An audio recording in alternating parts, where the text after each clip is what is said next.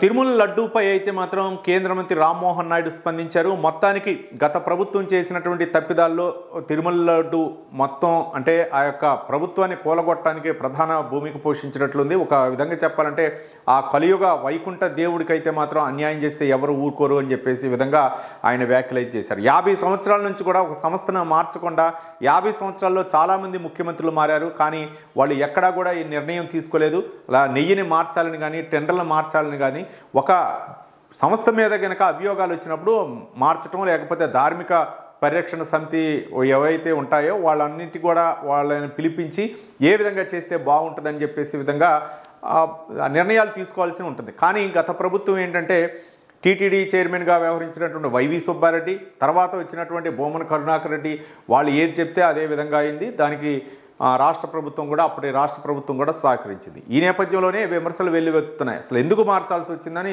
క్వశ్చన్లు అడుగుతుంది. ఇదే కోవలోనే కేంద్ర పౌర విమానయాన శాఖ మంత్రి రామ్మోహన్ నాయుడు కూడా స్పందించారు. మొత్తానికి 50 సంవత్సరాల్లో ఎవరో మార్చింది, ఎందుకు మార్చాల్సి వచ్చింది, కాబట్టి కల్తీ జరిగే ఉంటాయి అనేటువంటి అనుమానాలు వచ్చి కేంద్రం కూడా సీరియస్గా ఉంది. కాబట్టి దీనిపై న్యాయ విచారణ జరిపించాలా, ఎంతవరకు కుంభకోణం జరిగింది, నిజంగా కల్తీ నూనె ఉపయోగించారా లేదనేది కూడా ఒక పక్క కేంద్రం కూడా సీరియస్ అవుతున్న నేపథ్యంలో జగన్మోహన్ రెడ్డి నిజంగా ఆ సంస్థను మార్చడానికి గల కారణాలు ఏంటి, నందిని నెయ్యిని కాదని వేరే సంస్థకు అప్పచెప్పడానికి గల కారణాలు ఏంటి, బలమైన కారణాలు ఏంటి, ఒక పక్క ఆ సంస్థ కూడా చెప్తుంది మేమైతే మాత్రం ఒక స్వామివారికి సేవ చేసిన భాగ్యం కలుగుతుందన్న ఉద్దేశంతో ఎటువంటి లాభాపేక్ష లేకుండా నెయ్యినైతే సరఫరా చేశామని చెప్పేసి ఆ సంస్థ చెప్తుంది.